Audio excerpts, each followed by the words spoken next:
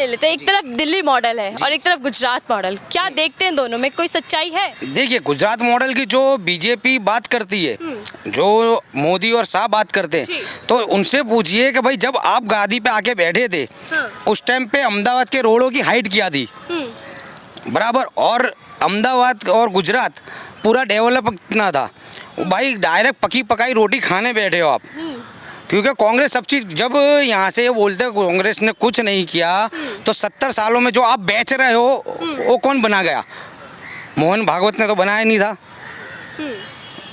उसके पहले जो इनके करता धरता थे आरएसएस वाले, उन्होंने नहीं बनाया था, कुछ डेवलप करी नहीं थी। जो विकास 70 साल में नहीं हुआ, हमने 8 साल में कर दिया। हाँ बिल्कुल किया उन्होंने, सब कुछ विनाश कर दिया है, विकास नहीं किया, विनाश किया है। रेलवे बेच दी, रेलवेज के अलावा रेलवेज बेची, बैंक बेचे और एयरपोर्ट बेचे।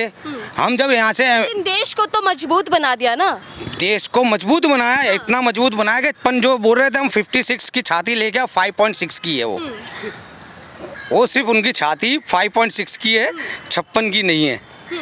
सिर्फ कहते हैं कि दुश्मन कांपने लगा है मोदी जी के आने के बाद से।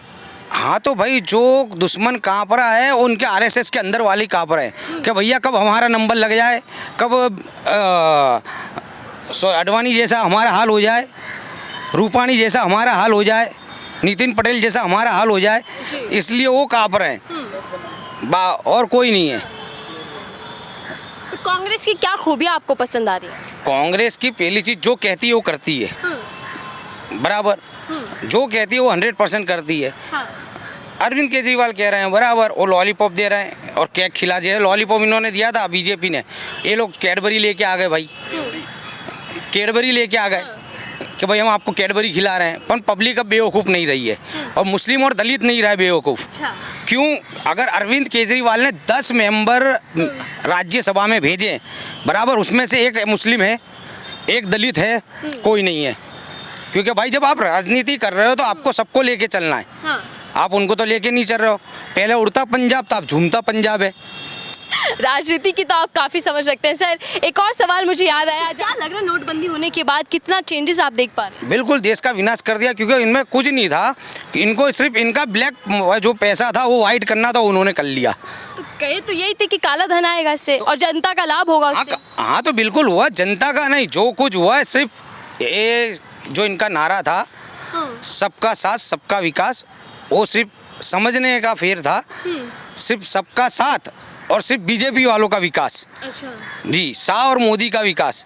क्योंकि देखिए इनका हेडक्वार्टर जाके आप दिल्ली में देखिए, गुजरात का देखिए। नोटबंदी को कैसे देखते हैं? नोटबंदी सिर्फ तबाही थी गरीबों की, क्योंकि जितने इंसान लाइन में खड़े रहे मरे हैं, बराबर, उसके लिए उन्होंने कुछ नहीं किया।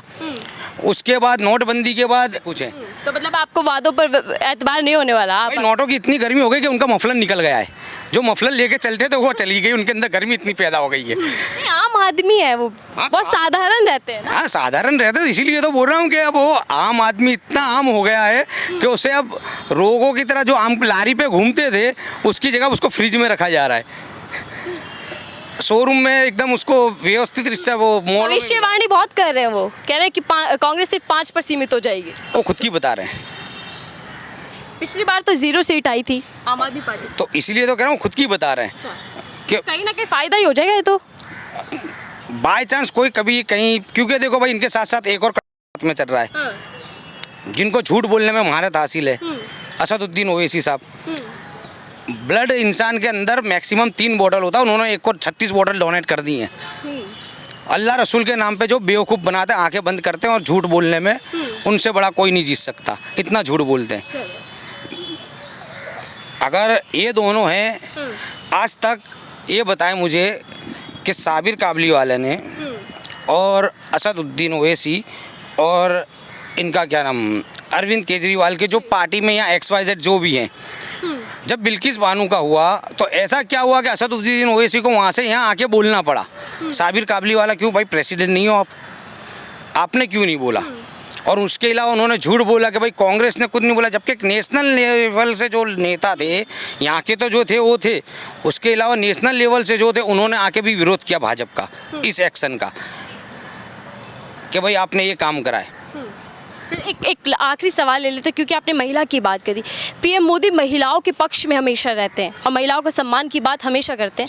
कभी कभार वो पूरा संकल्प भी दिला देते हैं कि महिला सम्मान को लेकर हमें चलना है। बहुत अच्छा और- सवाल आपने पूछा, जी। क्योंकि उन्होंने नारा दिया बेटी बचाओ बेटी पढ़ाओ, बराबर। और उनके खुद के मुंह से जो जुमला निकला था बेटी बचाओ बेटी, क्योंकि उनके आप देखिए जितने गुजरात के ऑल ओवर कहीं पे भी आप स्टेट में जाओ जहाँ पे इनकी सत्ता है, वहाँ पे बलात्कार के अंदर इनके ही एमएलए और इनके ही सांसद जा रहे हैं या उनकी औलादें जा रही हैं और फुल बचाव हो रहा है उनका, यहाँ तक कि अरेस्ट तक नहीं होता।